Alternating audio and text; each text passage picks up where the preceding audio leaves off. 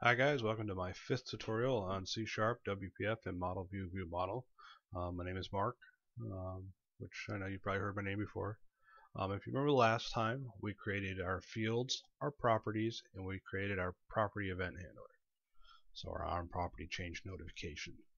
So we're going to go ahead and close that region. So what we want to do now is we're actually going to bind these properties to our text boxes. Now, our properties go ahead and set our data and they get our data. What we can do is in the view we can actually bind the text box to the property, which will get the data and display it from the view model. So what we're going to do is find our city ID text box, find the end of that row. Let's go ahead and hit enter. We're going to add text because that's what we're setting, and then inside the quotes we want to binding. We're going to say path, and our path is going to be our city ID, which is the name of our property. Now, what we also want to do is set the mode. So what the mode does is tell us, okay, how do I want to pass data back and forth? Do I only want to do it one time? Do I only want to do one way or one way to source? Well, we want to do two-way. We want to pass data back and forth. And then when do we want to do it? We're going to have an update source trigger, which is going to be properties change. So whenever the properties change, we're going to update our source of our city ID. Now, what we can do is, we're not going to set the values here, but let's go ahead and set a value, which is going to be a string. So we're going to set value of 12 because we're actually going to get this information from an XML file later on.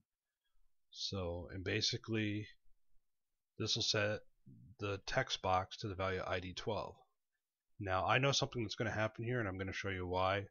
And this is a good way to start getting used to data context. So now if we run this, we're not going to see anything in our ID field.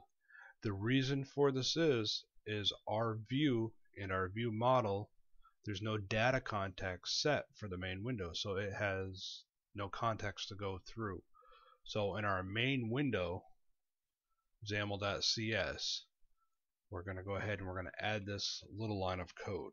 It's going to say this dot data context is equal to new.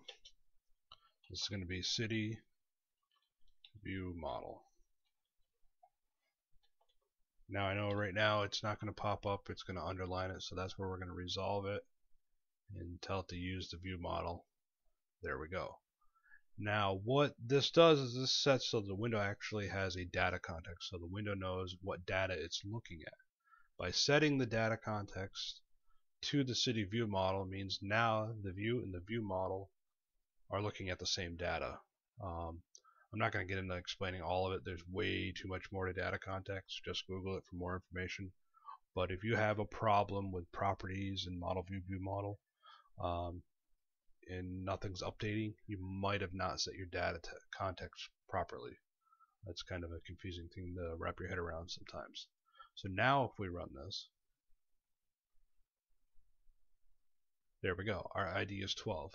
And that is because we set the data context. So, you know, just keep that in mind. If you have an issue, make sure you set your data context, not to go on about it.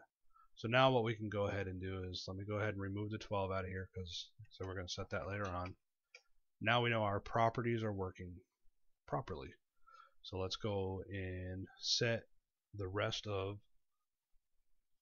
our text properties and get that set up. So let's go ahead and find the city name text box, and then let's go ahead and text.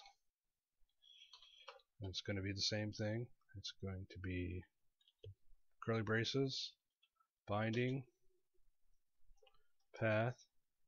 This time it's going to be city name, same thing, mode. It's going to be two-way. Then update source trigger is going to be property changed. So now what you can do is, because we're going to have to do this 4 more times, is copy the text all the way across, copy, and then we're going to go ahead and paste it And then the only thing we need to change is the path, the city population. So this is basically what I showed you before, where instead of having to type everything out 5 times, you can go ahead and just copy and paste, but you want to make sure that you take care of everything that needs to be changed.